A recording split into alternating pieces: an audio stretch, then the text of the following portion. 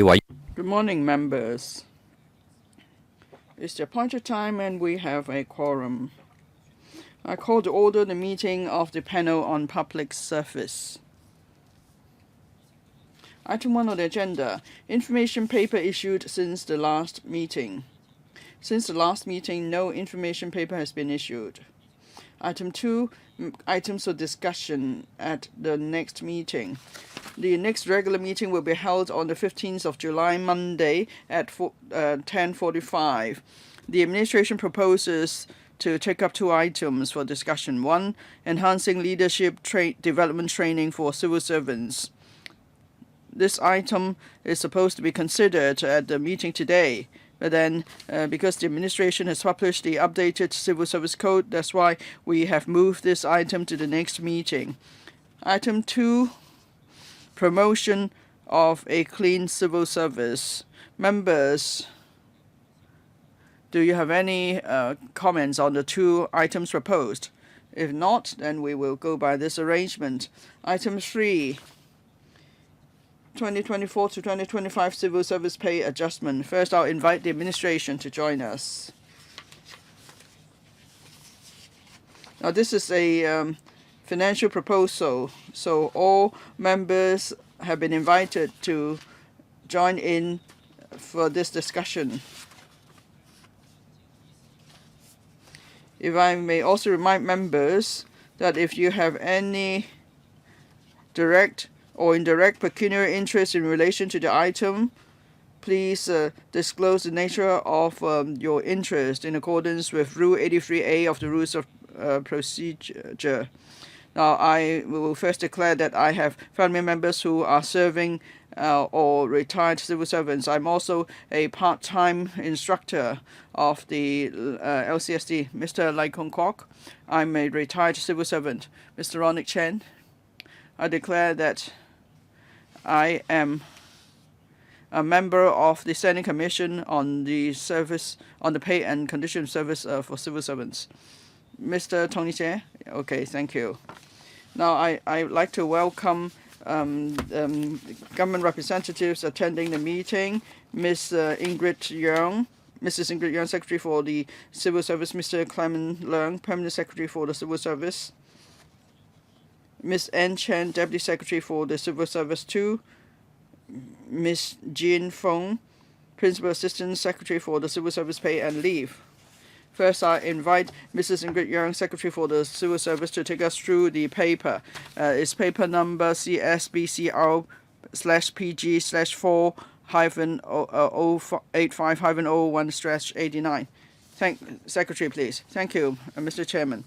On the 4th and 6th of June, the Civil Service Bureau submitted 2 Legislative Council briefs to the Legislative Council on the 2024-2025 Civil Service Pay Adjustment. Now, I must of course also declare interest for myself and on behalf of all my colleagues, because my colleagues are subject to the pay adjustment, and if I return to the civil service before my retirement, I will also be subject to the pay adjustment.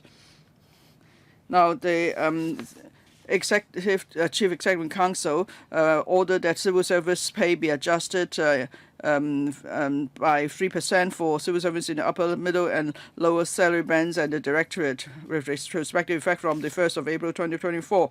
The pay adjustment will not just affect civil servants, but all teachers and housing authority and other staff members of reference subvented organizations. In considering the pay adjustment, the C in the Council has considered the 6 major factors. That is the economy of the state of Hong Kong's economy, changes in the cost of living, the government's fiscal position, the net pay trend indicators, PDIs, the pay claims of the staff side, and civil service morale. Now, in accordance with the usual practice, we first make a pay offer to the staff side and invite a response from them. As the Secretary for Civil Service, I also met with the 4 major civil service bodies and the relevant staff side committees to listen to their views. and the views of the response of staff side has been fully reflected to the Executive Council. It's also included in the annex to the second legislative brief for members' consideration. We believe we need to make an appropriate pay increase for civil servants. Having considered all 6 factors, we believe our proposal is the best arrangement. The state of Hong Kong's economy. After the COVID pandemic, our economy picked up pace, and there's some improvement in total exports of goods and improved consumption. We expect the economy to grow further. And then as for the pay trend indicators, we could see that there's a positive figure for all 3 bands that shows that there's been increase in pay in the past year in the private sector. Now we have continuous increase in vacancies in civil servants surface to 10%. So civil servants at different grades are taking up additional duties. They all remain dedicated to implement the various measures and policies put forward by this term of government to improve people's livelihood and enhance efficiency. So a suitable pay increase is to give recognition to the work of civil servants. It also make sure they have the same spending power, and they could also share the fruits of economic prosperity. In the 2023 to 24 year, and in this potential year, the government continues to have a fiscal deficit. There will be further depletion of our fiscal reserves. That's why the government must be prudent in managing its finances. So having considered all the factors, including the response of the staff side to the pay offer, the Chief Executive the Executive Council decided on last Tuesday, the 11th of June, to make a pay increase for civil servants of 3%.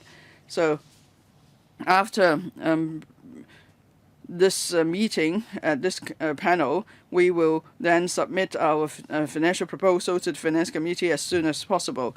The cost each year is about $8.7 billion. $3.9 billion for civil service pay, which accounts for about 4.5%. The rest is for paying the staff costs of subvented organizations. The pay increase will take retrospective effect from the 1st of April. If the Finance Committee gives its approval, the government should be able to pay the new rate to civil servants in July, and including the back pay. So we are here to listen to members' views and answer your questions on the latest pay adjustment. Thank you.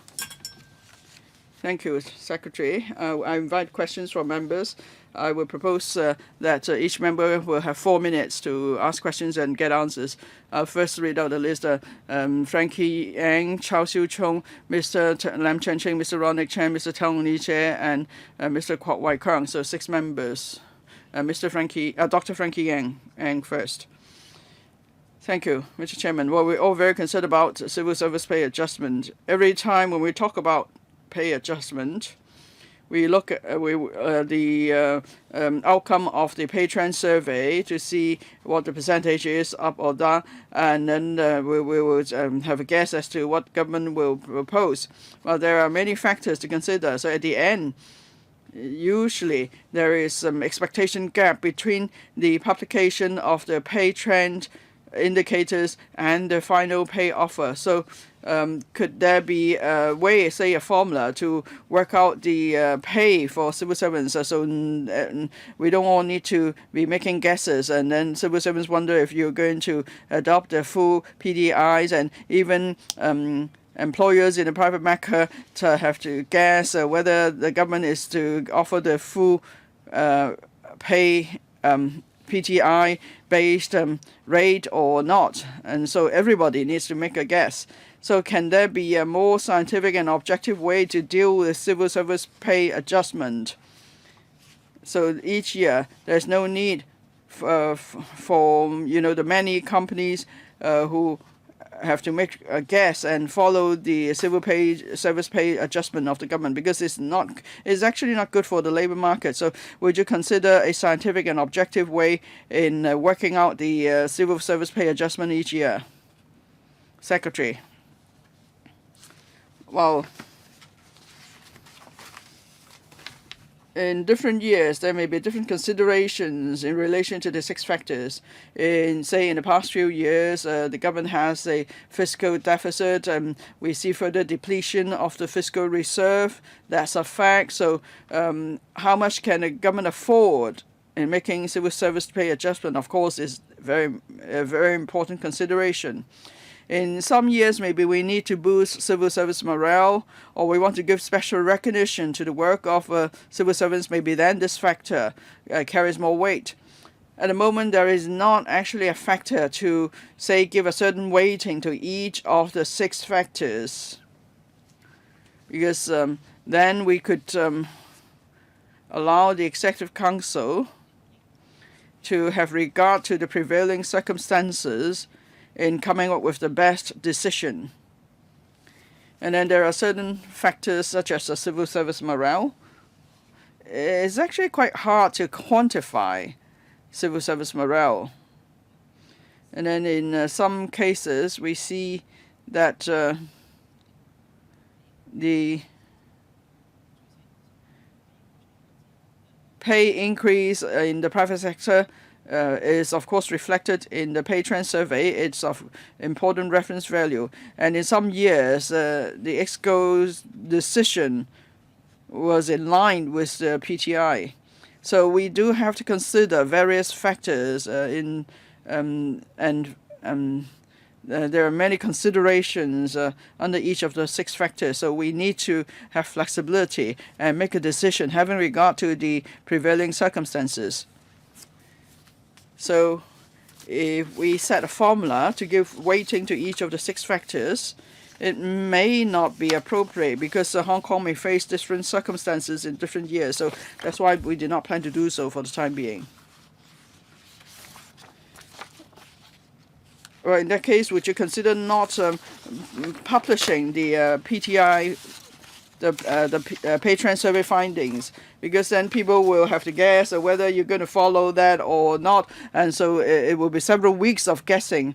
So can you then use the PDI for internal reference? You don't want to cause any controversy in the community. Secretary?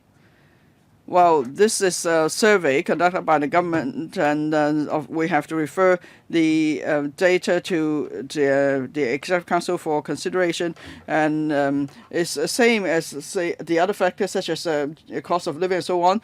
This information is public, so we should make this information public too. And also, and when we conduct the pay trend survey, there is the pay trend survey committee with independent chairman appointed by the government. There are representatives of civil servants. There are also representatives of staff side unions, and so the staff sides are involved from the very beginning of the survey, starting from the selection, setting the criteria and the selection of companies all the way through the survey. So it's not something really entirely internal. We believe, therefore, we need to keep PTI public.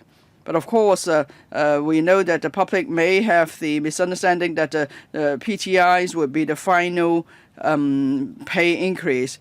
So in the past 2 years, when we publish the pay trend survey outcome, we would make it clear at the press conference that there are other factors that we have to consider, and we will also explain the changes in these factors, or where some of the factors could be quantified. We will give the information, and also we will remind the public that this is not the final pay increase level, but the PTIs are just for the reference of the Executive Council in making its decision. So we will continue to explain that to the public so they know exactly what the mechanism is. Mr. Cha Siu-chung. Thank you, Chairman. I have a few comments regarding the pay offer this year.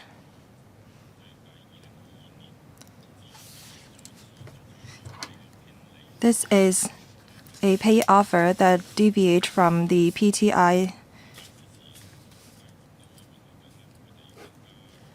For civil servants in the lower band, they were disappointed because the pay offer actually deviates from the PTI, which is as far as 2.5%. So I am disappointed by the government's decision. It's not that I'm not being understanding of the government's position. As mentioned by the Secretary, we have a high vacancy level within the civil service establishment. The vacancy rate is as high as 10%. And this term of the government have been implementing measures to improve people's livelihood. So we see that the workload of the civil servants have been increasing substantially. The difficulties and the complexities of their task have been increasing, and people have been more critical of their work. Currently, 9 civil servants have to take up the work of 10 people. So they have taken up additional workload given the vacancy. For civil servants of lower band, they have certain expectations and they want to have a pay increase that is comparable to the private sector. And I think that this request is reasonable. I hope that the government will understand and support them. My second point. Civil servants want to have a pay increase that is comparable to or in line with the pay trend survey results. I don't think that this expectation is not reasonable. The government make reference to large corporations' pay adjustment. 70% of the companies in the survey are large corporations. I think that this weighting is reasonable. We cannot compare the pay of civil servants with that of the small companies. We make reference to large corporations because we want to retain talents. So we hope that the civil servants' pay will be largely comparable to that of the private sector. And I also have some comments regarding pay increase across the board. The civil servants of lower band can only have their pay increase by some $400 to $700 because their salary ranges from $14,000 to $24,000. For civil servants of upper band, their salary increase could be as high as $2,000 at least. So I think that the government should pay attention to the morale of the civil servants because for the past 2 years, the pay offer is lower consistently compared to the pay trend indicators. And the government is asking the departments and bureaus to cut their expenditure by 1%. This actually undermines the civil service morale, coupled with the high vacancy level within the establishment. I think that the administration should take into account these factors. The wastage rate of civil servants of lower band is especially high, and I think that they should pay attention to this. Secretary. Thank you, Chairman. After the figures of the pay trend survey has been released, I understand that the civil servants would have high expectations because they saw the high percentage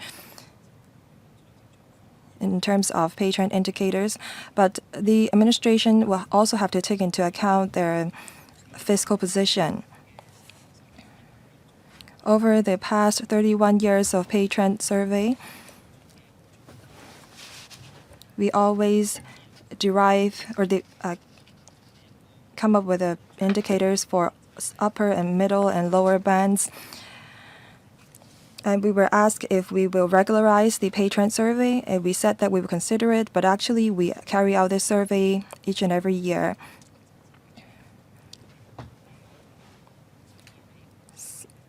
So over the past 31 years, 18 years of the pay offers is in line or exactly the same as the PTI. For civil servants of lower band, their pay increase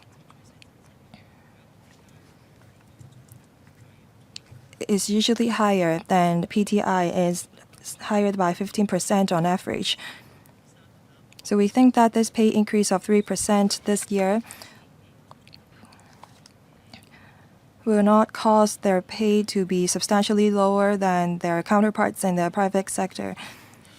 I think that their salary is largely comparable to their counterparts in the private sector. We know that we have a high vacancy level, so we are working on recruitment.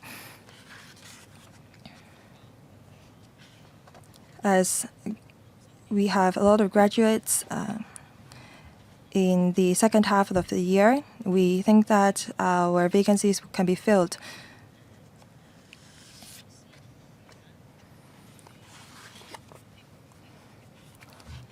Apart from lowering the vacancy level to alleviate our colleagues' workload, in terms of benefits and welfare,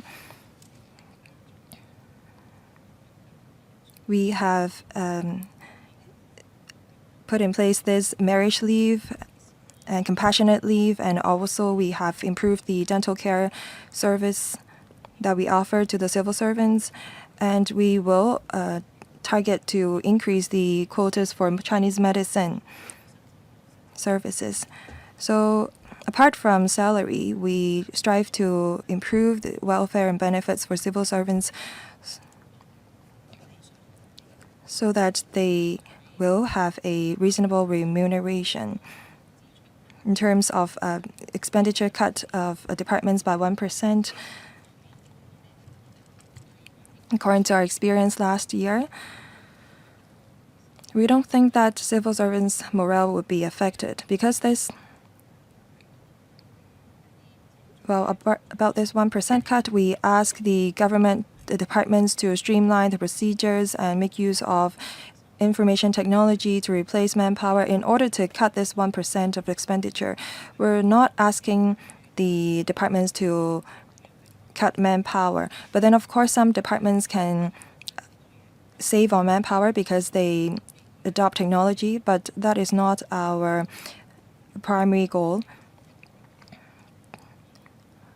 Within this year, we will continue to ask the departments to rationalize their work procedures and adopt information technology to achieve the 1% cut in their expenditure. Mr. Lam Chansing. Thank you, Chairman. I think that the yearly pay trend survey is representative and is scientific.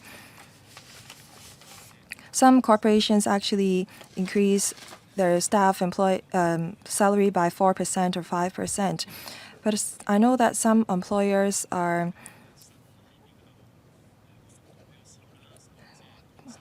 putting pressure on you because some of them actually freeze their salaries or freeze their staff salaries, and they claim that the pay adjustment is not in line with the market situation.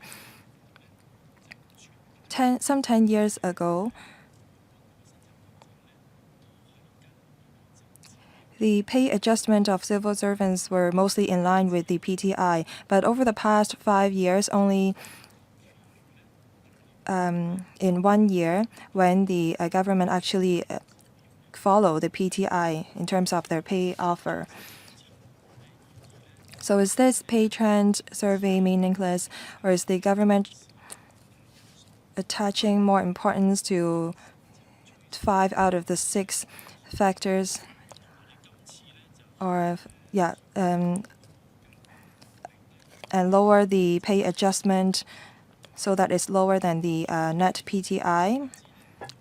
Is this the political decision that you reached because you face pressure from the employers? Also, I want to ask about senior civil servants. In 2022, the net PTI for upper band is higher than 7%, but then eventually their pay adjustment was some 2.5%. Last year, their pay offer is in line with the net PTI, but the net PTI last year was quite low, only 2%. But if the net PTI was some 4 to 5%, perhaps the pay adjustment would be lower. This year, again, the pay adjustment is lower than the net PTI. So have you considered the wastage rate of professional grades in the civil servants?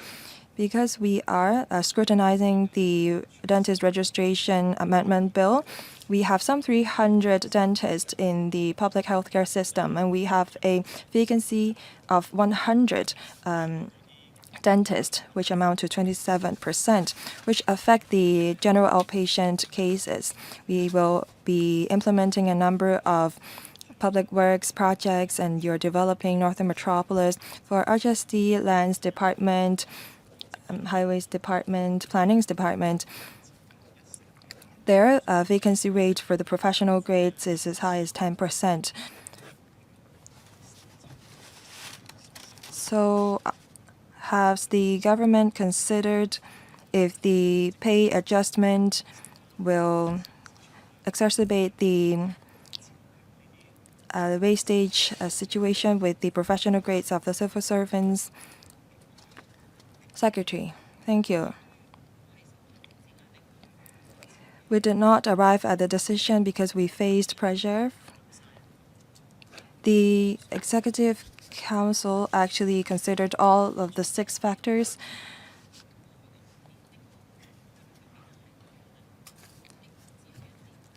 It is true that only in 1 out of the 5 past years that we have our pay offer the same as the net PTI, but over the past 5 years, we experienced a number of incidents.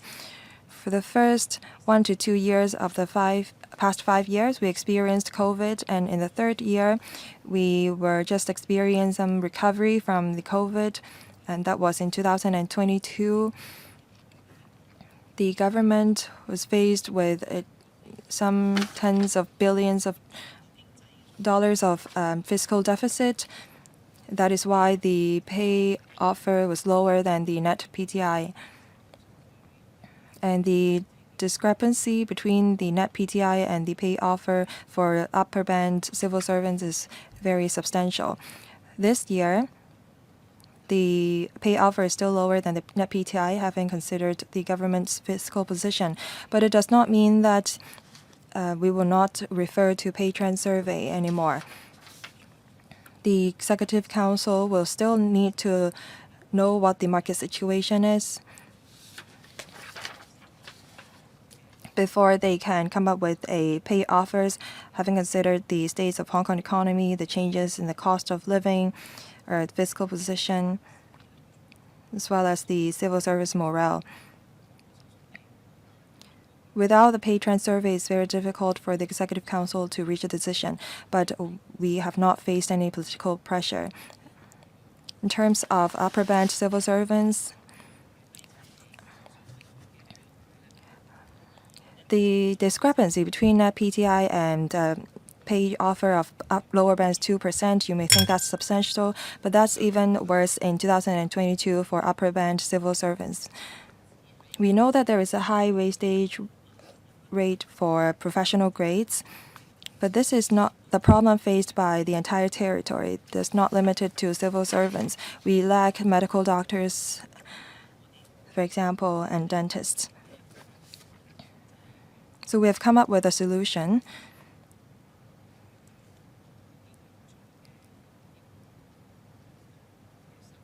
We'll try to fill our vacancies by allowing non-locally trained doctors and dentists to practice in Hong Kong. And we will allow some allied professionals to carry out more duties to alleviate the burden of the professionals so that these professionals can see more patients and work on more cases. This is a solution that will be able to solve the root cause of the problem.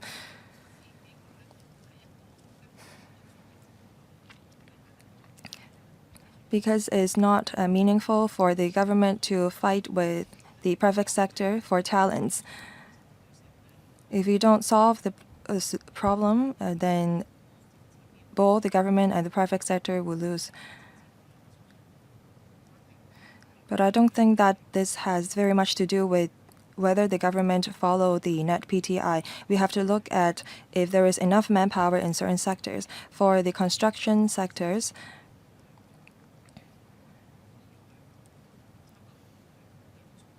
we have a lot of applicants for civil servants from the construction sector. We do have some vacancies, but that's because recruitment takes time.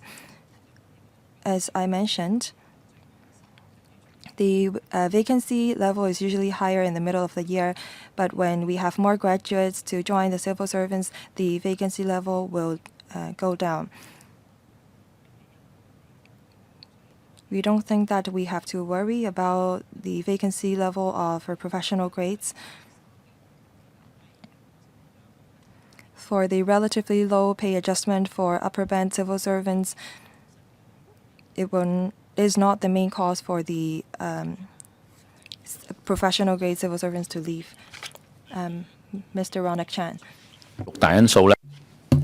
No. The 6 factors considered in civil service pay adjustment have been around for a long time. All the relevant factors are actually included there, so I think we respect that. But then when the net PTIs are published, they may be different than the decision of the Executive Council. That's why that leads to different views in the community. I see this year our economy is recovering, but the recovery is not really even across the board. So some don't actually feel the benefit of the economic recovery. And the inflation is just 1%, but then the government has a huge fiscal deficit, some $100 billion. It will be 2027 to 28 before there's fiscal balance again. So civil servants are concerned too. Now, of course, the PTS outcome shows a high pay increase in the private sector. In the past few years, companies have to compete for talents and retain talents. That's why they have to increase wages substantially to retain talents. But then there are some sectors not included. But there are some factors not included in the PTI. For example, no pay leave, turning from full-time to part-time, and then there are also other positive factors such as phone allowance or offering of stock options and so on. So these factors are not included in the pay trend survey either. Well, the PTS is rather limited in terms of data collection. Would you consider, therefore, including more positive and negative factors in PTS, so that the PTS findings will better reflect the actual situation? That's my first question. Second question. Now, usually there is expectation of civil servants. Usually you ask them what their pay claim is after the PTIs are published, but then of course they will then make their pay claim in accordance with the PTI level. Maybe shouldn't you do a survey before the PTIs are out? Maybe they will make a pay claim that they want to pay slightly better than inflation or and so on. So why don't you ask for pay claims before the publication of PTIs? And now there is some uniform pay increase for civil servants in the upper, middle, and lower salary bands, but then in terms of the actual amount, it varies substantially. If you offer an across-the-board pay increase level for civil servants in the upper, middle, and lower salary bands, then would you then put in place some sort of regular mechanism? That is, say, if say it's 3% for the upper level, then for the middle level it's 3.1%, and then lower level 3 plus 0.2%. And so then we still keep to a uniform pay increase, but at the same time there's a slight difference. So civil servants of different bands will think that the government is taking good care of them. Secretary. If the P-trend survey has to include both positive and negative factors, there's a rather fundamental change to the mechanism. So that means the pay trend survey committee must discuss that at its meetings. Of course, the pay trend survey committee does give careful consideration to all the factors. Every year they review the mechanism, and then after review they decided not to include these factors. There must be some wisdom in that, because, say, for example, no pay leave turning from part-time to turning from full-time to part-time employment and so on. These are negative factors. And this will be reflected in economic growth. Now, if staff have to take no pay leave or have to switch from full-time to part-time employment, that means the economy is not doing so well. And so such factors are actually reflected in the state of the economy. And for the pay trend survey, we collect data from companies on full-time staff. So because the civil servants are also full-time staff, so that would be more a better comparison. If we consider other factors such as staff switching from full-time to part-time, well, then it's not in line with the pay trend survey objective of serving full-time staff pay. And of course, private companies may offer other benefits such as stock options and so on. And usually in the private sector, of course, they will offer cash instead of or allowance, instead of say offering accommodation to staff. Instead, they would just pay a housing allowance. So the arrangement is a bit different than that for the civil service. Before 2000, after 2000, we have switched to cash allowance for housing. But before 2000, civil servants might still not be given housing that way. And then maybe certain benefits do not last the full career of a civil servant. For example, housing allowance not just lasts 10 years. So how do we compare the benefits of civil servants compared with that of the private sector? Sometimes that may lead to controversy. So the pay trend survey committee therefore has not considered including such factors. I believe those are the reasons. On pay claims, we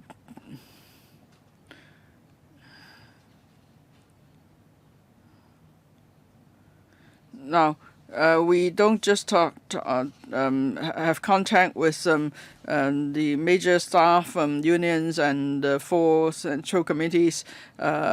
Only after PTIs are out, we always talk to them about how the pay trend survey should be done, and we also collect other information. So that's why in the paper to the Executive Council we include information on civil service morale. And we only ask civil servants for the pay claims after PTIs are published, because before the PDIs are published and we ask civil servants for the pay claim, it's actually difficult for them to come up with a figure because there's no reference to go by. And there are many other factors to consider too. For example, how we measure the changes in the cost of living. It's the same as how we measure the changes in pay changes. We only cover up to the first quarter of the year. And then for civil service unions, they may have to wait till, say, the end of April before the PTI is available. And only then they could decide on a pay claim. And because even if they don't wait for the pay claim, other reference statistics will only be available in April. And so they would rather wait a bit longer for the PTIs before they make a pay claim. Now, and as for the suggestion of allowing a slight difference when we offer a uniform pay rise, well, maybe that's not enough to meet the demands of staff side. But anyway, we will put forward the idea to the Executive Council for their consideration in future. Mr. Tony Chair.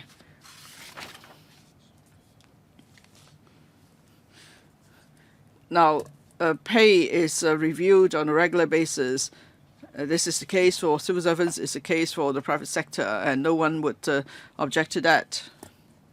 And for civil servants, there is a mechanism in place. Well, as the Secretary explained, the civil service pay increase is to retain talent or incentivize staff to the civil servants to work even better.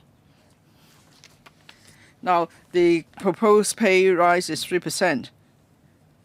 For a civil servant that performs well or that performs on average, well, to them, the pay increase is the same.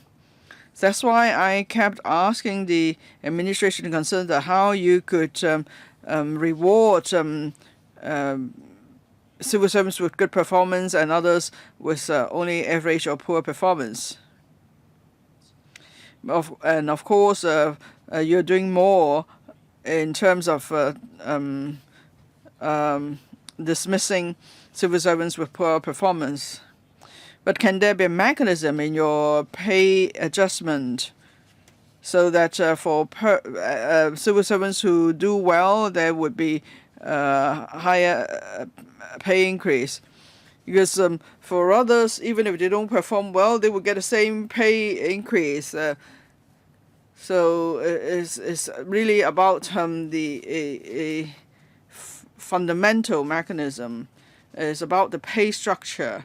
I think you should consider reviewing the pay structure, and there should be some mechanism to reward staff, and so they will perform even better. Because promotion is only one means, but sometimes that may also be by seniority. Or paragraph 23, in paragraph 23 you see there's mention of subvented organizations. They actually spend more on staff pay than civil servants. Now, we always focus our attention on the performance of civil servants. We're going to talk about code in a moment, but what about these subvented organizations? To what extent do they follow the civil service practice in this respect? Now, for example, each department has to cut expenditure by 1% each year. And then there's also freezing of the civil service size. What about subvented sectors? Can you explain more what they're doing? You know, in terms of their efficiency and cost effectiveness, how do you ensure that the subvented sector will perform well? Now, we often complain about government departments. For some of the subvented organizations, people may not even know there are actually subvented organizations. So that's the other point I'd like to make. The third point, paragraph 12 of the paper, there's mention of the net PTI, pay trend indicator. And then there's also the question of the pay cost increment, PCI. Now, the increment point, that is, in every grade there are increments until someone reaches the maximum pay level. That's mentioned that between 1989 to 2019 to 20, the average PCI is listed in the table. So are you going to review that average PCI? Because back in the say 2020, the figures was very different than now. Can you also give us some figures for in the past 8 years for those who left the civil service? What was their year of service? Do you keep such figures? Now, I know sometimes people left soon after they joined the civil service. I want to know the figures so we know how to retain talent. Thank you. Secretary, let me answer the last question first. I don't have the information at hand. For people who resign, there are 40% of civil servants that resign during the probationary period, which is very normal because sometimes they can only know if a job is suitable for them after working at a certain company for a period of time. They will see if the job is in line with their career goals. So it's understandable that people will leave during the probationary period. If they don't find the job suitable for them, it's not meaningful for them to stay. We monitor the performance of civil servants during the probationary period because we will have to see if the relevant colleagues is fit for the job, and where appropriate, we may end their contract. So approximately 40% of civil servants actually leave during their probationary period. As for Mr. Che's first question, he asked if we can impose a credit or merit mechanism within the pay structure to allow colleagues with outstanding performance to get a higher pay increase. We studied this previously, but we find it relatively complicated.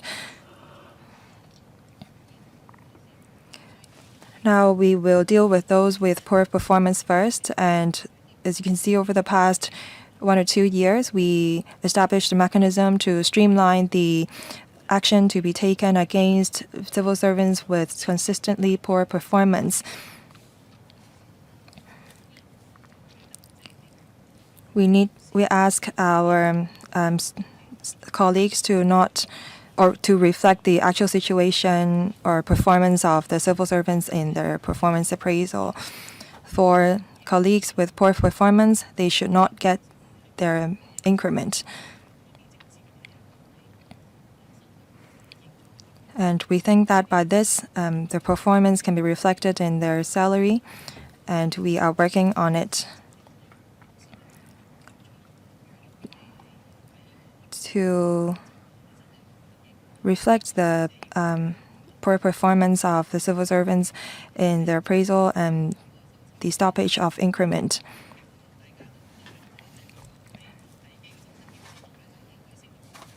No one wants to stop at their maximum point. They always want to be promoted. That is why we work on training of civil servants, and we ask the departments to actually look at the caliber of their colleagues before they promote someone.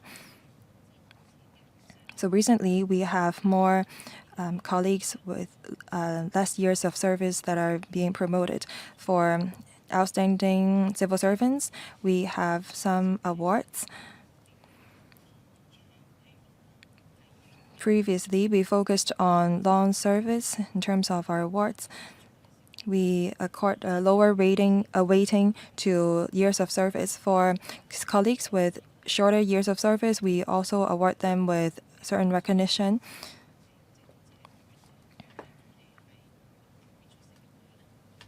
So that colleagues can be rewarded when they have outstanding performance despite their short years of service.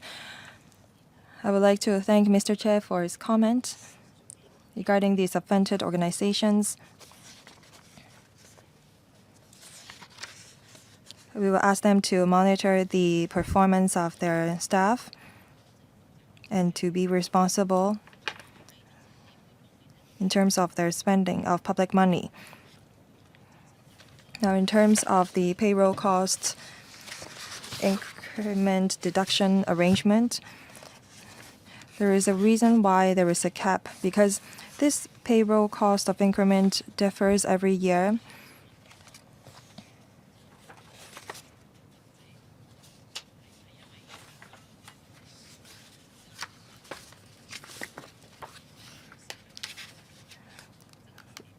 For some years, the PCI is higher, and people may think that the net PTI differs from the PTI to a substantial effect or level.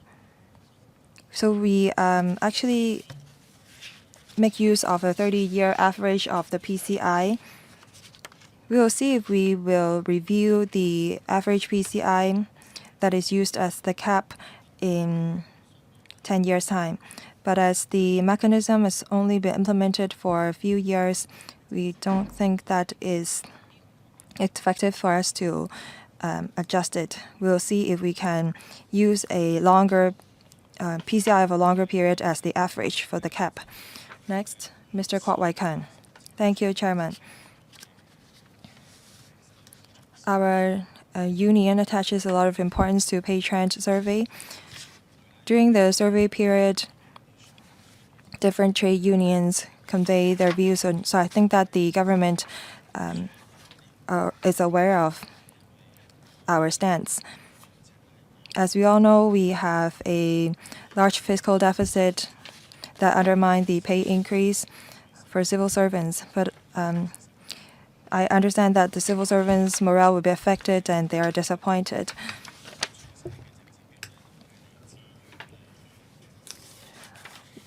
The net PTI was arrived at based on the figures from last year.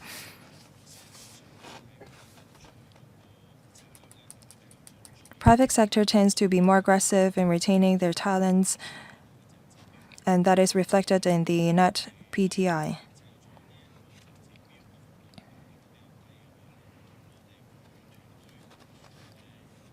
But if we lower the net PTI, it will go against our policy of retaining civil servants.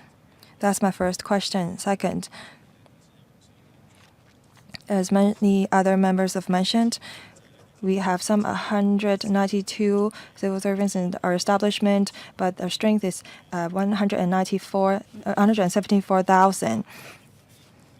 The pay increase is not that high, so do the government departments have measures to recruit enough manpower to carry out their duties?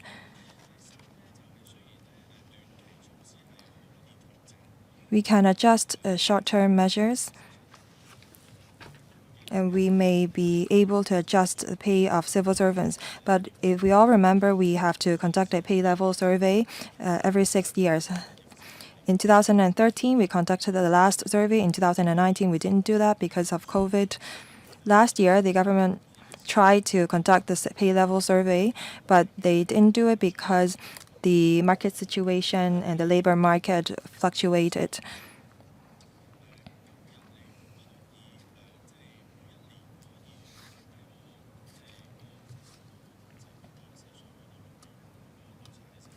You may be able to lower the PTI, but you have to consider the results of the pay level survey. If there is a great discrepancy between the salary level between the public and private sector, if you lower the PTI now, you have a bigger challenge to face when you conduct the pay level survey.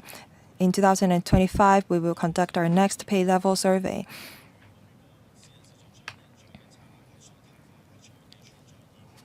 If the private sector continues to adopt aggressive measures to trawl for talent, how will the government cope with that?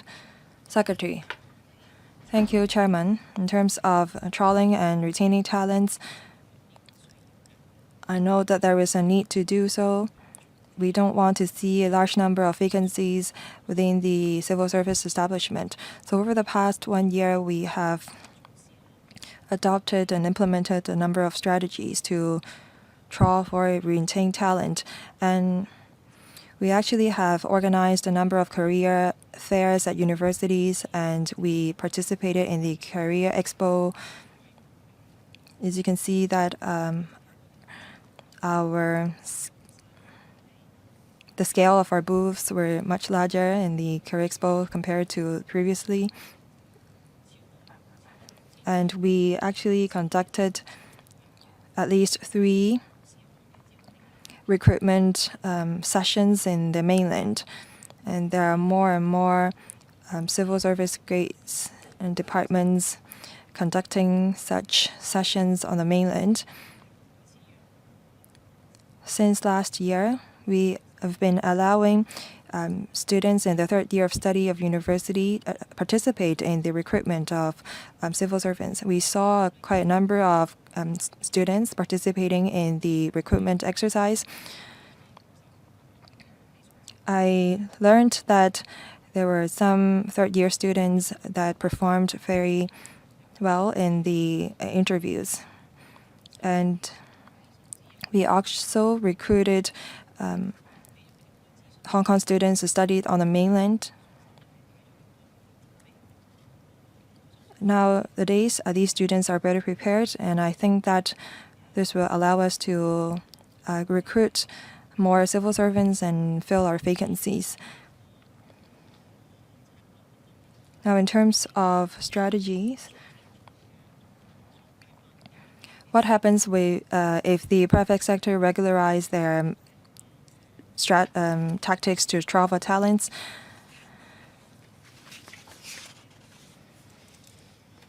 Now we have a lot of talent admission schemes in order to solve the problem. We hope that there will be enough talents to work in the private sector or other organizations. We don't want to see a manpower crunch in the future. Over the past 1 odd years, we have recruited a number of talents from the mainland through our talent admission scheme. And I think that if we regularize the scheme, we can fill our vacancies in the public and private markets. And this has to do also with our pay adjustment and pay trend survey. The reason why we didn't proceed with our pay level survey is because we saw a great salary fluctuation in the labor market. Because there was a manpower shortage, as a result, the salary fluctuated. It took some time for us to conduct the second phase of the pay level survey. It took some 6 months to 1 year. We saw that the salary fluctuation was very substantial in the past 1 year. And the figures go out of date very quickly. So that is why we abandoned the second phase of the survey. We want to start the second phase of the pay level survey when the market is stabilized. As we have enough manpower and with the stabilization of the labor market, we will start our pay level survey. And we hope that our economy can grow under such circumstances. And when the government fiscal position improves, we will conduct another pay level survey. When there is discrepancy between the public and private markets and sectors, we think that we have the ability to cope with the difference. As we have conducted a number of patron surveys, we don't think that the discrepancy will be very high.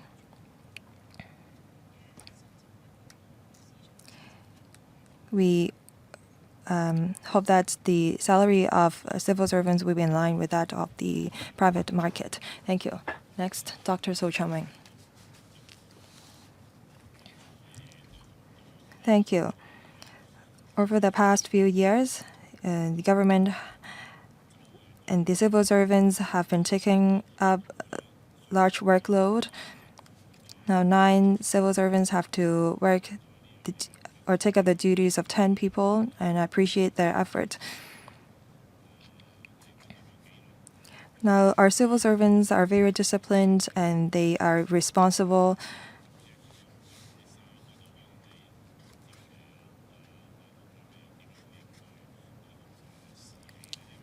And I think that this uniform pay increase of 3% will undermine the civil servants' morale.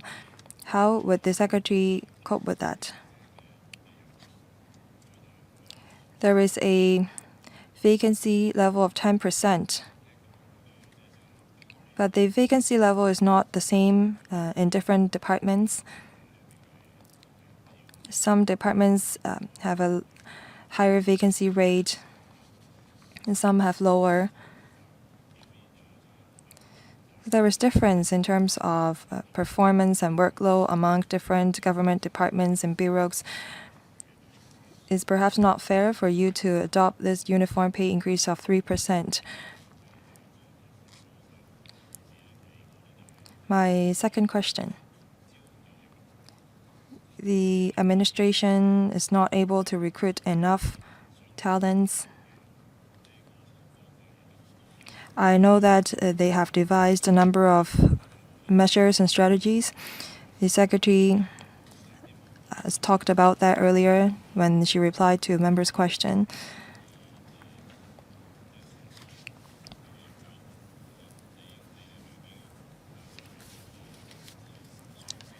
According to your paper, the vacancy level of the civil servants is as high as 10%. My third question. You make use of this pay adjustment mechanism each and every year, but every year there's controversy. I know that it's impossible for you to please everyone, but over the past 3 years, the government did not follow the pay trend indicators in their pay offer to their civil servants. They did not follow the results of the pay trend survey. So my question is this. Does the government think that we should review the pay trend survey or the pay adjustment mechanism because you didn't follow the results of the pay trend survey for the past 3 years anyway? So should we make the mechanism more scientific, Secretary? Secretary, thank you.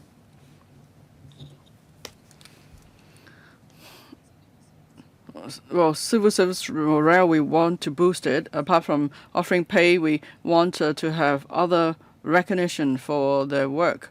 Now, a number of members commended the work of civil servants today.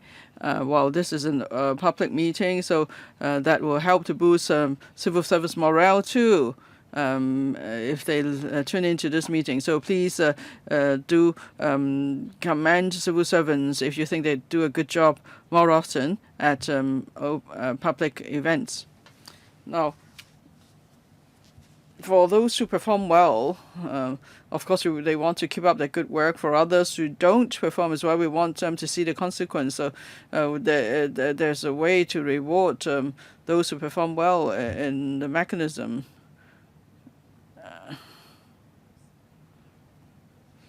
And actually, if we also target those who don't perform well, that will help to boost the morale of the dedicated civil servants too. And of course, we don't want civil servants to take up the work of more than the position. We will try to achieve that. Now, in some grades, definitely the vacancy is more than 10%.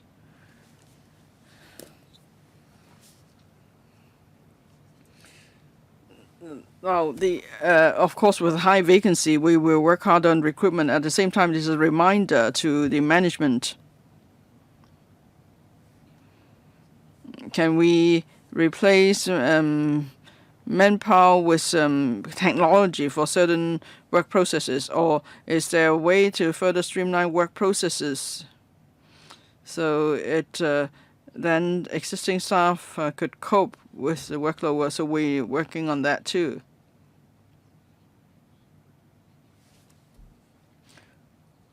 Last year, the Executive Council decided to award a pay increase in line with the net PTIs, but then in 4 years, the net PTIs were not followed. For example, in the first 2 years of the COVID pandemic, the net PTIs were slightly higher.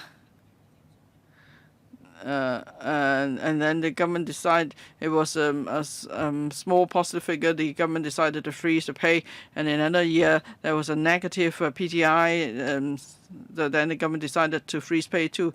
In 2022, you see there's across the board pay increase for all bands, and so it's not the same as the PTI figures. Actually, if you look at the track record in the past 3 decades, in most of the cases, EXCO's pay decision is the same as is in line with the net PTIs.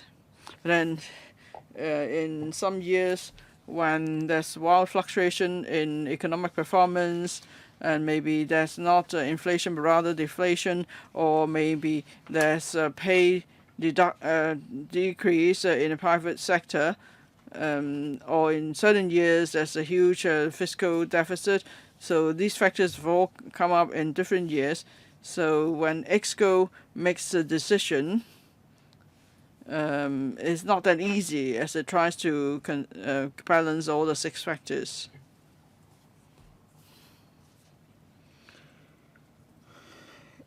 But then we look at the track record in the past 3 decades. In most cases, we follow the normal practice. We want to go back to normal. We want our economy to pick up pace gradually. And maybe it takes a few more years before we have a fiscal balance. But then if we could achieve fiscal balance earlier than expected, then of course we'll try to follow more closely the pay trend in the private sector. Ms. Nixie Lam, thank you.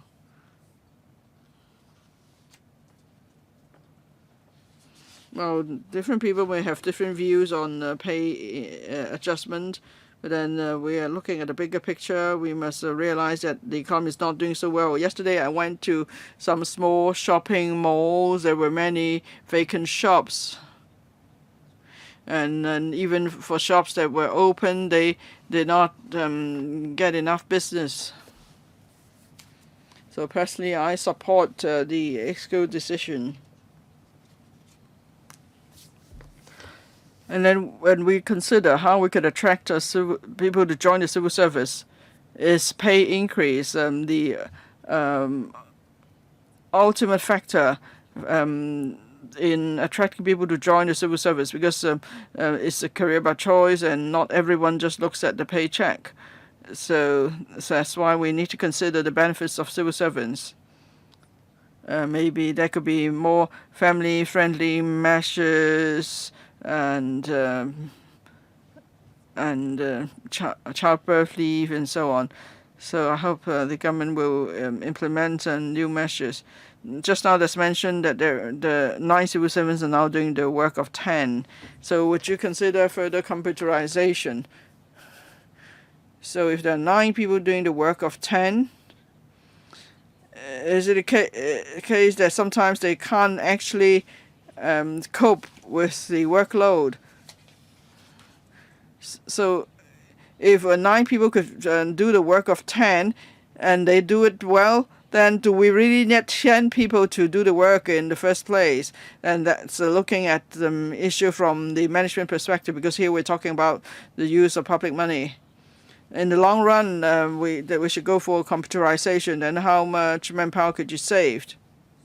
Maybe with computerization, some of the posts are no longer needed in the long run.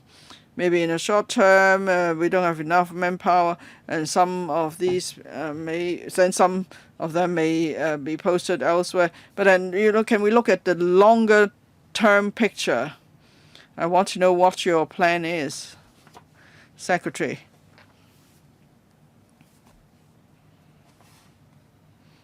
On conditions of service for civil servants, we want to improve their benefits. At least there should be comparability with the private sector. And also, we want to meet the genuine needs of civil servants. Last year, we introduced marriage leave, compassionate leave, and there's also a pilot scheme for dental service. And with the Chinese medicine, we plan to increase the number of quota places. At the same time, there's a reward scheme for mainland education for children. So we are trying to look for other ways for us to do more. And then we could try to meet their needs through benefits. If we are making any changes, we'll certainly report to this panel in future. That's the first point. Second point is the case that in most cases, 9 doing the work of 10 are able to complete the work, while in most cases they can, because we have an acting appointment mechanism. If there is a post that is vacant for a long time, we may ask colleagues in the same rank or one rank up or one rank down to act too, and or maybe there could be 2 or 3 persons sharing the work of the post in acting appointments. In some cases, there may be an acting allowance for staff.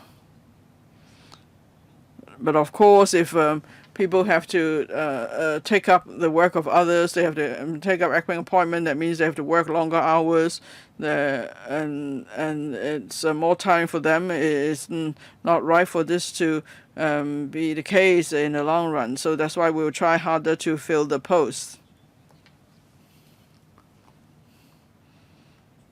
We have a computerization program.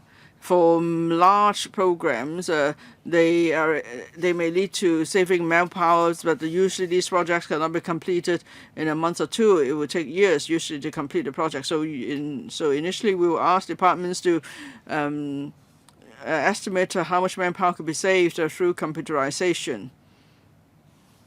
Every year, of course, there are colleagues resigning or retiring. So there's need to strike a balance between those retiring and those resigning. So if computerization could save some posts, then natural wastage will be a means to slowly reduce the size of the grade, or for the departmental staff.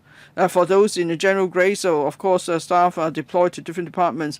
As for departmental grades, the department is responsible for the management of this grade. So usually with such computerization programs, it's not the case that after the program is in place and all the staff won't be needed, but rather it's usually done in phases. So we may go for natural attrition as a means to reduce the staff size as we plan our staff requirement. This is a seamless way to do that. Now it's my turn. I need to declare interest. I am a teacher of an aided school. I keep the provident fund, so the pay adjustment also affects me. If I go back to the profession. Secretary, in the past 5 years, we've seen cases of pay freeze or uniform pay increase. And civil servants have strong views about the level of pay adjustment in the past few years. Most civil service staff unions would like the government to go by the net PTIs. And even if they can't adopt the PTIs, they should adopt a pay level close to that. In the past few years, the staff side has been making the same demand. They don't want the pay increase to be lower than inflation. Otherwise, there's too much pressure on them. And most have asked for 4 to 5% pay increase. I know the situation is challenging for the government. In the past few years, we had the COVID pandemic, and the government expenditure was high. That's why the government now has a huge fiscal deficit. Well, civil service bodies fully appreciate that.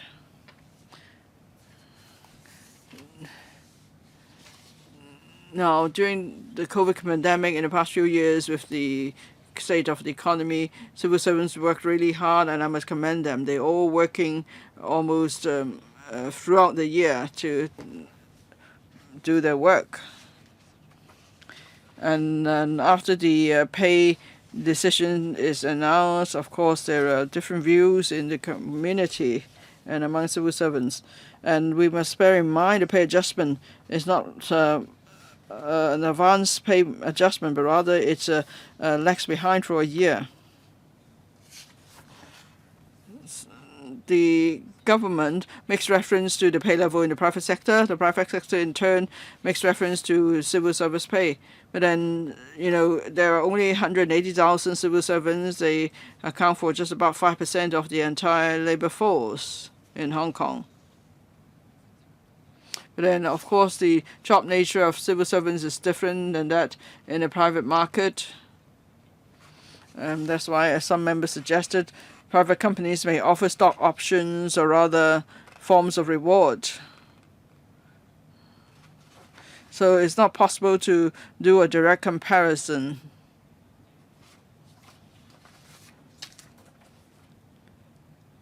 And I think the government should listen more to the views of civil service bodies. In the past few years, there are primarily two major demands. One, how do we retain civil servants or boost their morale? And secondly, there's manpower shortage. There is a 10% vacancy rate at the moment. So civil servants are concerned about recruiting enough staff to reduce their workload. Now, in some cases, the so-called acting appointments are not actually acting up, but rather is more like doubling across. So that means on top of their own duties, civil servants have to take up additional duties. And in some cases, maybe someone goes to training or retires, and then other colleagues will have to take up their work. So civil servants are rather concerned about that. On benefits, I think there's a big a difference between the government and the private sector. Yes, the government's contribution of MPF is higher. But then the government's now just using the MPF, so maybe there could be a different investment approach for the additional MPF contribution by the government. So we can make sure that there is a big difference in retirement protection for civil servants than that for those in the private sector. I believe that is a stronger incentive to attract people to join the civil service. Thank you. 主席， Secretary. Thank you, Chairman. Now, in terms of manpower, I have to clarify this.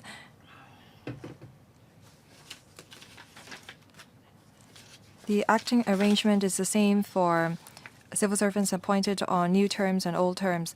In the 1990s or 1980s,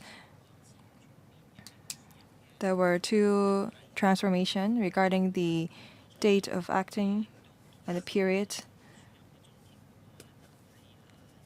as well as the length of it, that gives rise to acting allowance. Currently, civil servants have to act for at least 1 month before they can be granted acting allowance. For higher ranking officer who act down, they cannot receive acting allowance.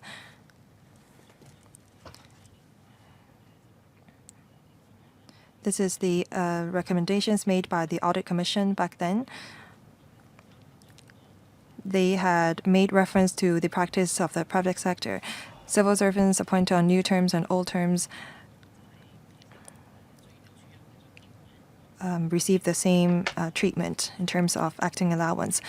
We don't want civil servants to receive acting allowance for a long period of time because their workload would be very high and they have to work long hours. This is not healthy for colleagues.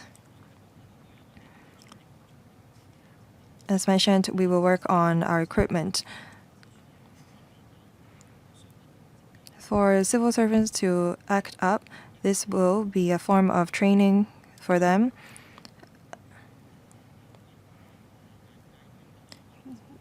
To broaden their horizon so that they know what their supervisors are doing, and they will have an advantage in terms of profession because they can display their potentials. But this is not healthy for colleagues to act up for a long period of time. That is why we will work harder on recruitment. Now, in terms of benefits and CSPF, as well as its investment, this is a rather complicated subject. I've talked about this in the same panel meeting, I don't think that we should make amendment to our current arrangement with the eMPF platform. I think that will lower the administration cost of our civil servants. There will be a reduction of that upon implementation of the eMPF. In the end of June, we'll start incorporating smaller companies into the eMPF platform. Most civil servants place their MPF with larger companies. They may have to wait a longer time before they can manage their funds on the platform. But this is a step forward. Thank you, Secretary. We've concluded our discussion on this subject. Do we all agree to the administration's submitting the funding proposal to the Finance Committee for approval? According to the government's press release, the administration will submit the funding proposal to the Finance Committee for consideration. Do we all agree to that? No objection? No abstentions? Thank you. Would the Secretary relay the relevant decision to the administration? Hopefully, the civil servants can have their back pay in July. So we conclude this item. Item 4, publicity training and implementation work on the updated Civil Service Code.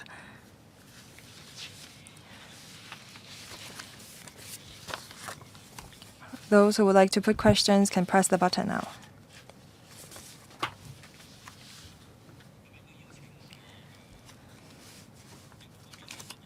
Would the government officials please enter the room? With us today are Mrs. Ingrid Yuen, Secretary for the Civil Service, Mr. Clement Leung, Permanent Secretary for the Civil Service, Ms. Alice Yeung, Acting Deputy Secretary for the Civil Service 1, Ms. Shirley Lau, Deputy Secretary for the Civil Service 3, and Ms. Janice Tam, Deputy Head of the Civil Service College, Director, School of Public Sector Leadership. May I first ask Secretary for the Civil Service to walk us through the paper. You may refer to CB bracket 4777/2024 bracket 03.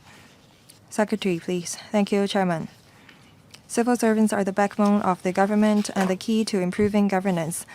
As the expectations and demands of the community towards the government and civil servants have continuously grown, the government sees the need to update the code, which was promulgated in 2009. In December last year, the Civil Service Bureau briefed the panel on the code draft for consultation, and in January we completed the consultation work. Most of the views supported updating the code.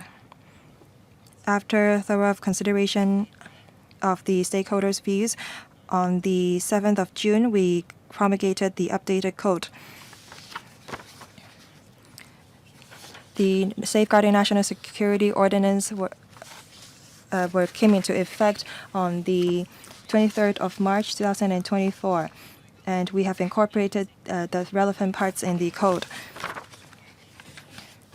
The updated code will spell out a set of shared values and standards of conduct for civil servants. The government will make sure that the civil servants of all levels understand the requirements of the code. We ask the heads of departments to organize briefing sessions in their departments within this year to explain the content and requirements of the code. And on the 12th of June, the Civil Servants Bureau organized the first briefing sessions. We will also disseminate publications and organize roving exhibitions at various government offices to explain the key content of the updated code. In addition to respond to the questions raised by some civil servants on the updated code, we have prepared a set of frequently asked questions which have been loaded onto the CSB website for reference and to provide clearer guidelines for civil servants. On the training front, the Civil Servants College will incorporate contents of the updated code in its training program, including the foundation training program for new recruits and the regular training for existing civil servants on management, leadership, team collaboration, national studies, and functional as well as skills-based training at all levels. The college will have regards to the nature and levels of the trainees to train our colleagues of the details of the code. We will train our colleagues on the core values and standards of conduct. And the CSCs will set up a dedicated web page on the updated code through the Cyber Learning Center Plus to facilitate continuous learning. We encourage relevant various government departments and bureaus to make use of the Cyber Learning Center Plus to provide their staff with appropriate training according to their needs. We attach a lot of importance to the conduct and integrity of civil servants. We have mechanism to deal with disciplinary matters. If civil servants breach the updated code on upholding the rule of law and political neutrality, the government will take appropriate disciplinary action in a fair and impartial manner. And when we determining the punishment, the fact that the misconduct is committed by civil servants, even though the updated code has spelled out the standards of conduct which civil servants should uphold, will be taken into account. Some of the core values of the updated code concern the work performance and attitude of civil servants, for example, people-oriented and team spirit. The absence of such values will inevitably affect the work performance of civil servants, which will be reflected in their performance appraisals and have an impact on promotion, posting, and the award of increment. Persistent substandard performance may lead to retirement of the civil servant in the public interest. Through the publicity training that I mentioned, I hope that the civil servants will know what core values and standard of conduct they have to uphold so that they will contribute to our country and our community. Chairman, so much for your presentation. Thank you. Thank you, Secretary. I'll read out the names of the members who pressed the button. Mr. Kingsley Wong, Dr. So Chan Wang, Mr. Chan Shu Chung, Mr. Tony Che, and Ms. Nixie Lam. Mr. Kingsley Wong. Thank you, Chairman. I have to commend the updated Civil Service Code because it's very clear on political neutrality. The civil servants have to bear allegiance to our Central People's Government and the Hong Kong SAR government. I think that this is a given, which has been twisted by some parties over the past years, and I think that I have to give recognition to the government for setting that out very clearly in the code.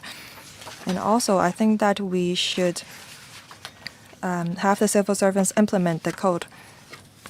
In paragraph 18 to 25 of the paper, it is said that the civil servants should be conversant with the Safeguarding National Security Ordinance and the Basic Law. So what criteria does the government have for assessing whether a civil servant is conversant or is familiar with or is conversant with the Basic Law and the Safeguarding National Security Ordinance? As set out in the introduction, there is much mentioning on Hong Kong's advantage of having the support of the motherland and being connected to the world. And it is said that we should give full play to our advantage to contribute to the government. But in paragraph 39,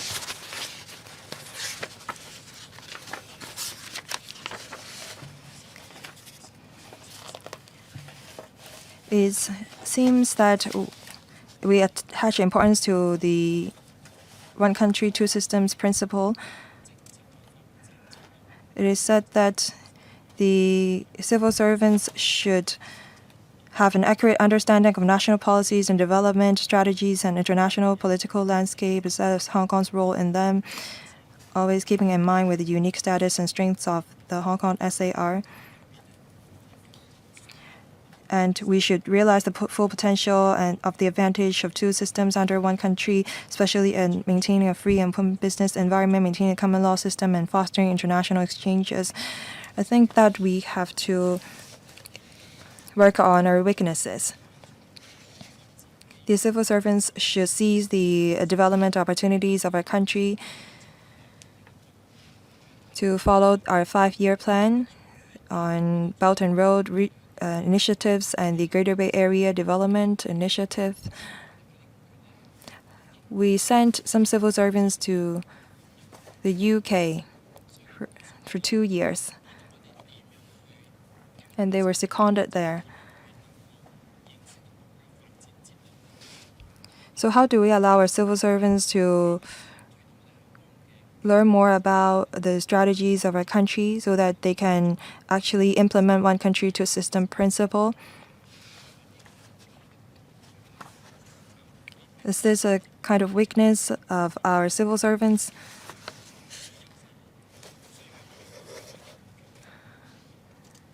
Thank you. Secretary. Thank you. In terms of knowledge on national security laws and the Safeguarding National Security Ordinance, as well as internal security guidelines, how do we know that our civil servants are conversant of them? Well, after passage of the bill, we organized training sessions. We'll continue to do that in the future for new recruits.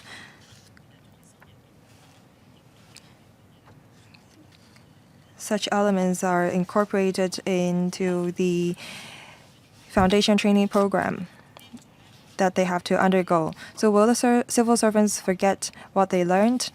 We actually update our training programs all the time, and this is the 10th year when our country's national security strategies was promulgated. So we actually dedicated certain thematic training programs on national security. This will ensure continuous learning of civil servants. We don't want civil servants to come across national security risk in their day-to-day work. I believe that our city is safe, but when they come across a situation and they underperform, this will be a very serious matter. We will handle them very seriously. Our Safeguarding National Security Ordinance clearly states that the civil servants have to treat safeguarding national security as part of their work, and when they receive administrative instructions that they should facilitate departments safeguarding national security to carry out certain works, they have to do that. And if they fail to carry out certain or such duties, we will carry out discipline or make disciplinary action. According to paragraph 39, for civil servants, particularly senior professionals or equivalent ranks or directorate officers, they have to fully implement the one country, two system principle. We're not just targeting the current situation. Despite the changes in our national strategy, they have to uphold such principle. In terms of training, we have various relevant programs on the mainland on national strategies. Now, in terms of civil servants exchanges, we organized these exchange programs since the recovery to normalcy. We arranged for a 3-month exchange program to Shenzhen for our civil servants.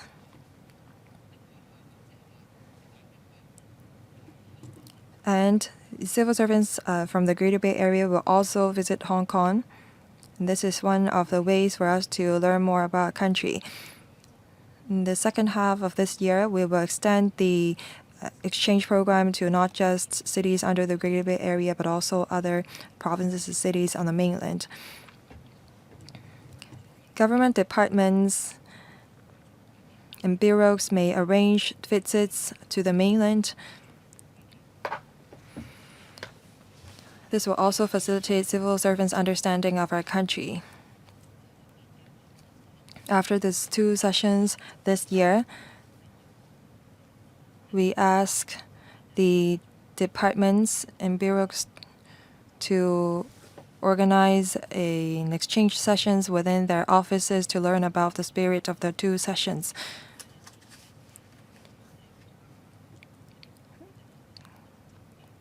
So that our civil servants will learn more about, for example, the report of our premier? Thank you. Mr. So Chang Wing. Thank you. There is some wholesale updating of the Civil Service Code, so it's important that there is good publicity training and training. In the paper, we can see that the government has a comprehensive plan on this. So I'd like to ask about training. For newcomers, there are specific requirements for them to undergo foundation training. What about serving civil servants? There is not a specific time frame for training. Just say that you seize upon every training opportunities to give them information on the updated code. So there is not a specific time frame that is when you will start training serving civil servants and when they will complete the training. Because the civil servants are already performing their duties, and so there is a new requirement on them with the updated code, so they need to know about that. Second point.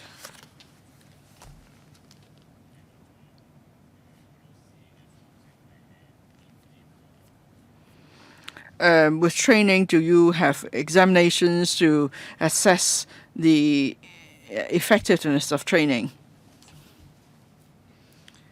Well, I will first say a few words, and then my colleague, the Deputy Head of the Civil Service College, will give you more details. For serving civil colleagues, it's hoped that we will include elements, say, such as the shared values of the updated code in our existing training programs. So this is about training the mindset. At the same time, it's about inculcating values in them. We have already in place many training programs, such as leadership training for directorate staff, a national studies program, and then management courses for middle-ranking civil servants and so on. So such elements will be included in these programs. I'll invite the Deputy Head of the Civil Service College to give you more details. But first, let me answer your question about examination. Now, training is about integrity and attitude. You can't really test that in an examination. Yes, you can ask them to quote many examples, but can they actually deliver? That's more important. That's why we will assess their day-to-day performance and their conduct as we appraise colleagues. Now I'll ask the Deputy Head of the Civil Service College to give you more details. Yes, Deputy Head of Civil Service College, please, Ms. Tang. Well, for all newcomers, they will go through induction training, and then we'll talk about the 12 values, constitutional order, and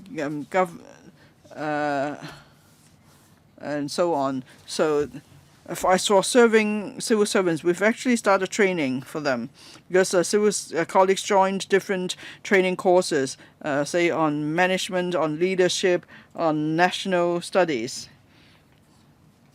Because this is also the kind of mindset and values that civil servants should have.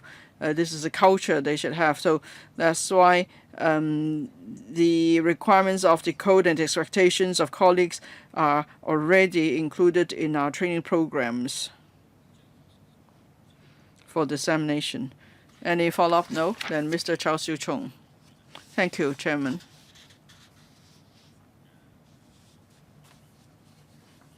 I support the updated Civil Service Code as a whole.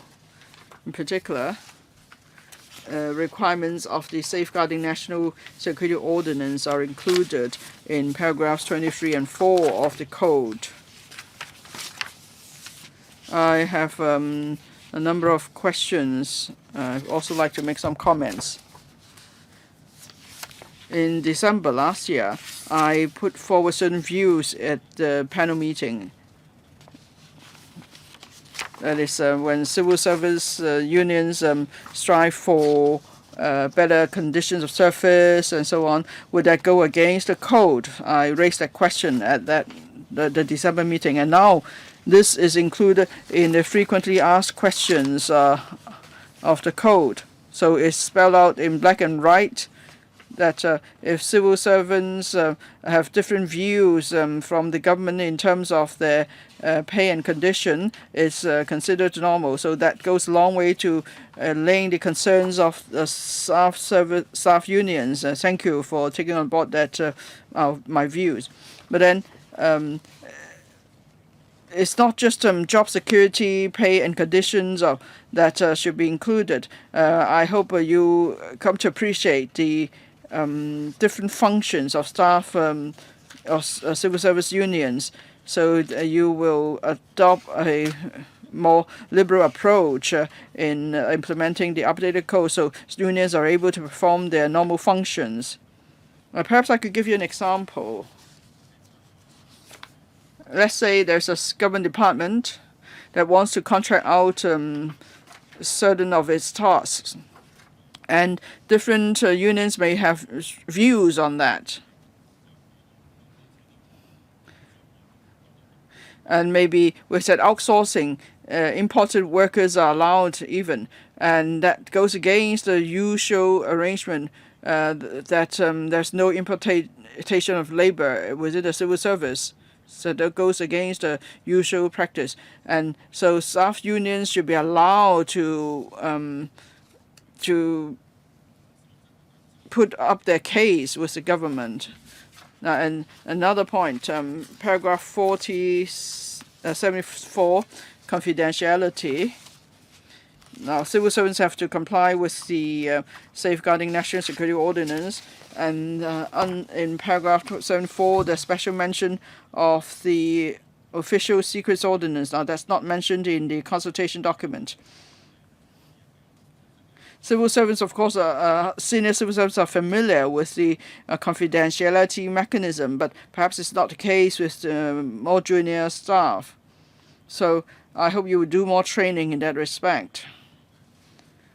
Last point, paragraph 9.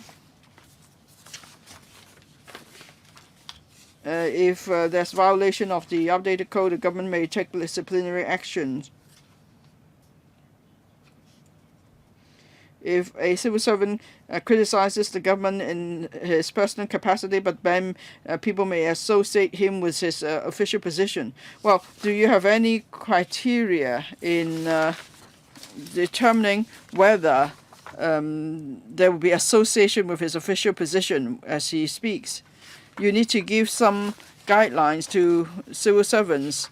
Say, otherwise, when they speak to the public, and that they may land themselves in trouble, and then they may choose to stay silent. I don't think that is good for the government.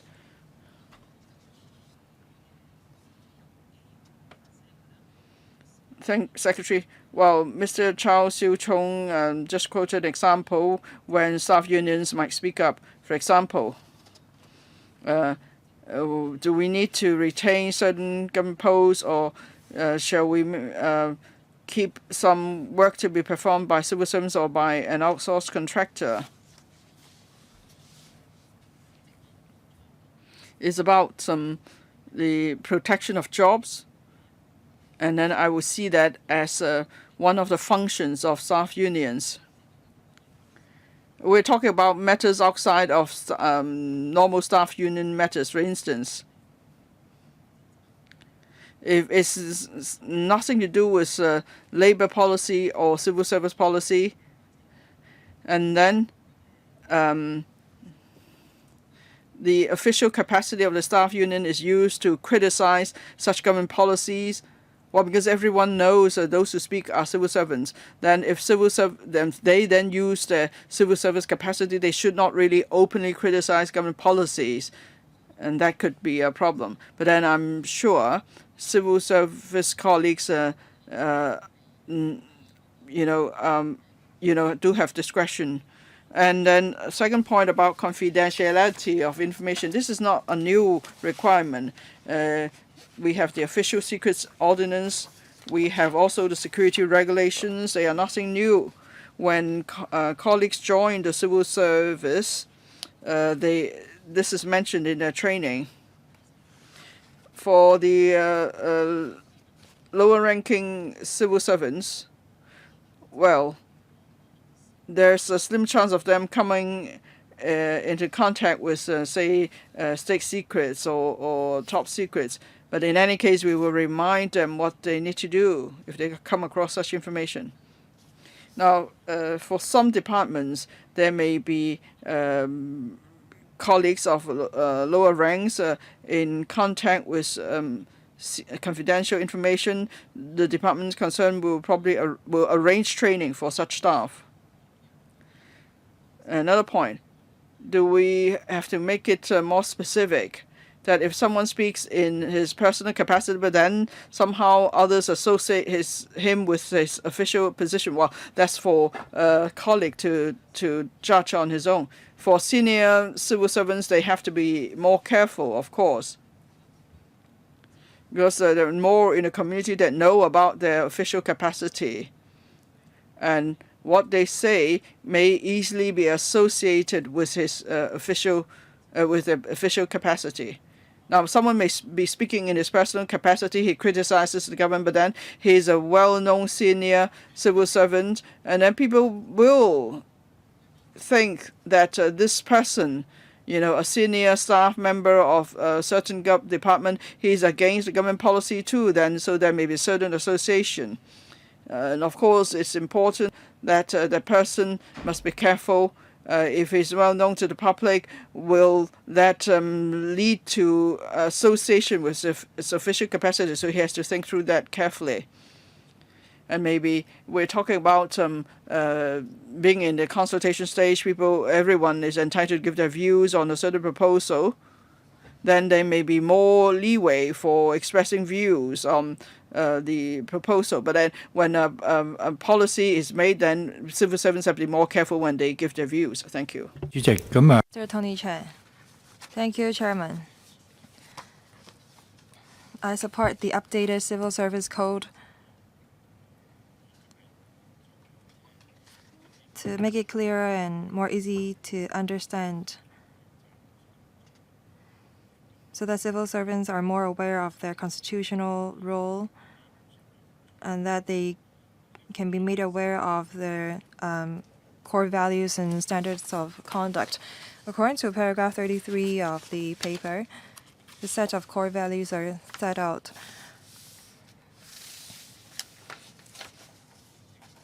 Some government departments formulate their own guidelines.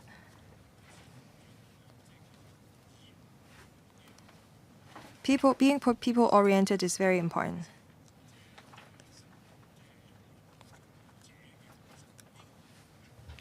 Civil servants have to take into account the feelings of their users, of their service. This has to do with the mindset of the civil servants and cannot be changed overnight. But if the administration does not train the civil servants on this front, then the culture cannot be changed. So I support the Civil Service College in providing training to the civil servants and incorporating such elements into their programs. Hopefully, we can change the mindset of civil servants by doing this. In terms of being outcome-oriented,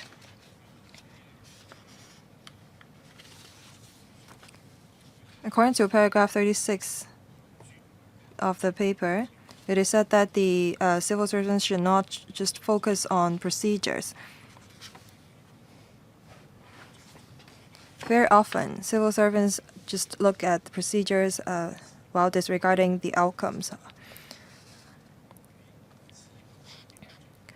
I hope that the image of civil servants can be improved. A lot of people actually feel the change.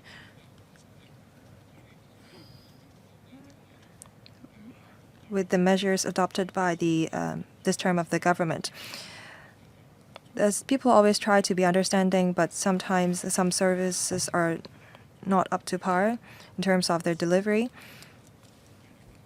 Most people think that civil servants don't work long hours, and I think that's not fair for hardworking civil servants. Frontline civil servants actually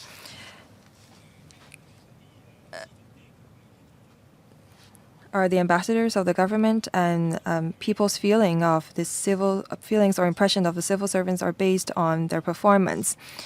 Now, the government provides various services to the people. I think that the government should also look at the subvented organizations because they deliver a wide scope of service and they come into contact with people very often. People monitor the civil servants all the time, and we talk about civil servants at this meeting as well. But as I've said time and again, we should not overlook subvented organizations. Secretary, thank you. We have a lot of performance pledges, KPIs. They were decided based on the time taken to deliver certain services and the quantity.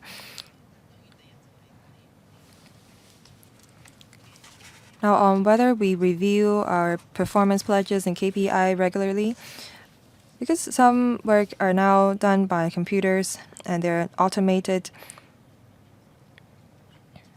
the administration may review performance pledges and KPIs from time to time. So that is why we ask the heads of departments to organize briefing sessions to their colleagues on the updated civil service code. And we ask the heads of departments to deliver the briefing to their upper band civil servants and supervisors. So why do we ask the heads of departments to brief the senior management of their departments? It's because we want to have this mindset and culture instilled in the civil service or senior management of the departments. We update our KPI from time to time. Apart from KPI, the attitude of our colleagues and their mindset, we want to instill a change in that as well. We want them to strive for the best. We don't want them to stay at a level of KPI, and we don't want them to just strive to achieve the KPI. And that is why we ask the heads of departments to brief their senior management the updated code. As well as for our communication with the subvented organization, we will relay your views to the policy bureaus so that they will step up communication. Now we're talking about core values and standards of conduct. Thank you. Next, Ms. Nixie Lam, Deputy Chair. Thank you, Chairman. On publicity and explanatory works of the updated code, apart from briefing sessions, what other measures would the government adopt to enhance training among civil servants? Because Secretary said that they will not be organizing examination. Taking examination is very different from having an actual mindset change. I wonder what criteria the government adopts to assess whether the civil servants actually uphold the relevant values and standards of the updated code. Now, will the training programs of the CSC be changed in light of the updated civil service code? Will the government adopt alternative modes of assessment to assess civil servants' understanding of the updated code? Secretary. Thank you. In terms of publicity, we actually circulated the CSR circular or CSB circulars to brief members or civil servants on the updated code. And this is our established practice. We also ask the government departments and bureaus to send the updated code to their staff. For colleagues with computers, they will be sent an updated code, and for civil servants that work outdoor, they will receive a hard copy of the updated code. We will make sure that each and every civil servant will get hold of the updated code, and we ask the departments to circulate the updated code once every 6 months, so that the civil servants can refresh their memories of the code and understand the importance of it. Now, in terms of publicity and explanatory work, in various government offices, we hold roving exhibitions, and we have also created some stationery disseminated to civil servants. On the stationery, there is QR code printed thereon, and when people or our colleagues scan the QR code, they will have the updated code. So when civil servants scan the code or QR code on the stationery, they will be able to open the updated civil service code. As mentioned by Ms. Lam, we asked the departments to organize briefing sessions.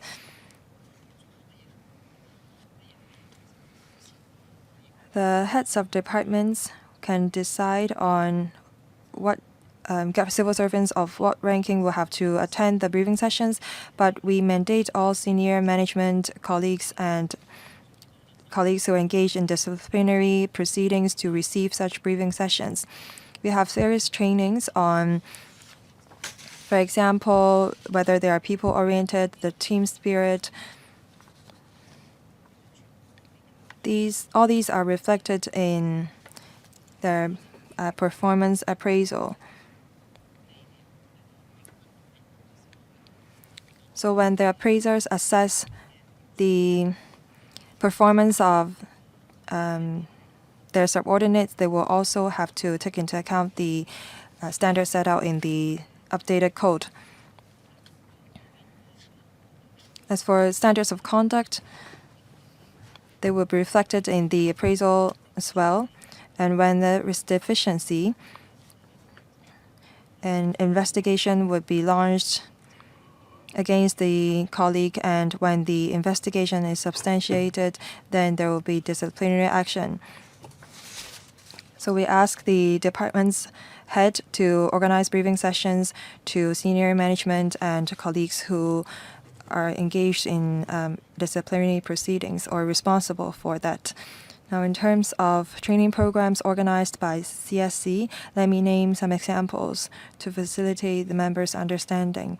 Now, in terms of management training offered by the CSC, we have incorporated team spirit elements into programs. We ask the students of the program to work on a single project together so that they know the importance of team spirit to overcome challenges.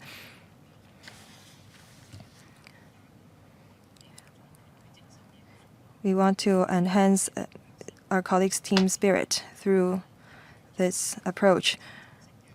Now we ask the civil servants to undergo immersive training to receive training on the mainland. They will meet with civil servants on the mainland so that they know how people-oriented they are, so that they know that our country is actually very people-oriented in terms of their policy. And this is reflected in the mainland government officials' day-to-day work. Through this immersive experience, they will learn more about our people-oriented spirit that we ask of them. We incorporate such elements into our training program to instill a change in their mindset. This is pretty much our approach. I'll extend the meeting by 15 minutes. Now it's my turn.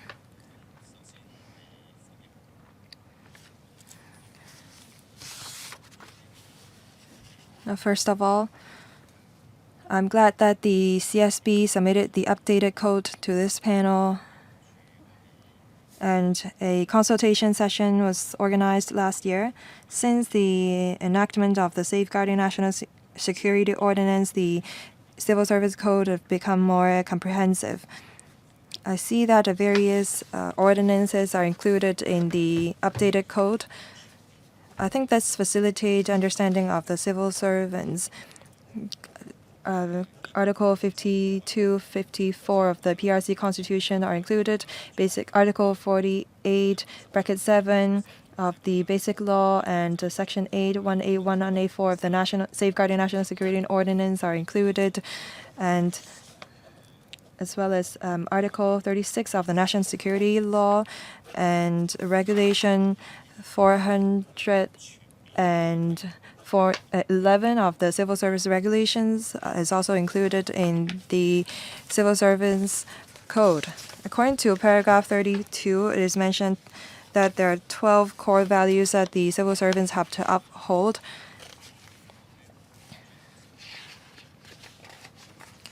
So I think that there will be no accident as long as the civil servants follow the Civil Service Code. If they deviate from the code, then we should take disciplinary action. I think that we also have to look at the annex to the code as well. The CSB have included the circulars that are relevant in the code. So I think that the civil servants should also read the annex so that they understand the updated code better. But as mentioned by Mr. Tony Che,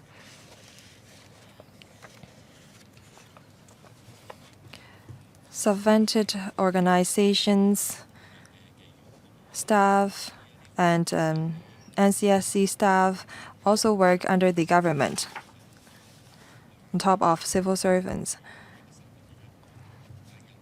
Civil servants are directly employed by the government, but there are also subvented organization staff that have their salaries subsidized or paid by the government. And I think that the public have certain expectations of them. They are working for the government and people have a certain expectation of these people who work in the subvented organizations. The government should also monitor their performance, although they have outsourced the service. Since the black-clad violence in 2019, some civil servants violated the requirements of political neutrality and other requirements in the Civil Service Code. This has undermined the image of the government. So what measures does the government have in order to improve their image and tell the public that you have certain requirements for civil servants? Now, apart from relying on civil servants reading the code themselves, I think that supervisors and management of various government departments also have to educate their subordinates on the code. On WeChat, I read about the new qualitative productive forces, and there were question and answer games, a quiz on the app. So I think that the government can adopt some more creative ways to promote the code. Thank you.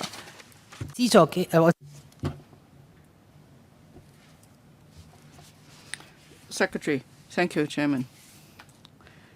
Now, apart from civil servants, the government also employs non-civil service contract, or there are retired colleagues who work for the government on a contract basis. And we have stated clearly for these directly employed employees, the updated code applies to them, so they must also follow with the updated code. As for subvented organization staff, they are of course not civil servants. Therefore, the civil service code cannot be imposed on them. But then about professionalism, dedication to serve the community, observing the rule of law, remaining clean and honest, and so on. Well, these are staff paid by the public funds, so then they should share these universal values. I know that for some of the subvented organizations, such as statutory bodies, they are doing well in this respect.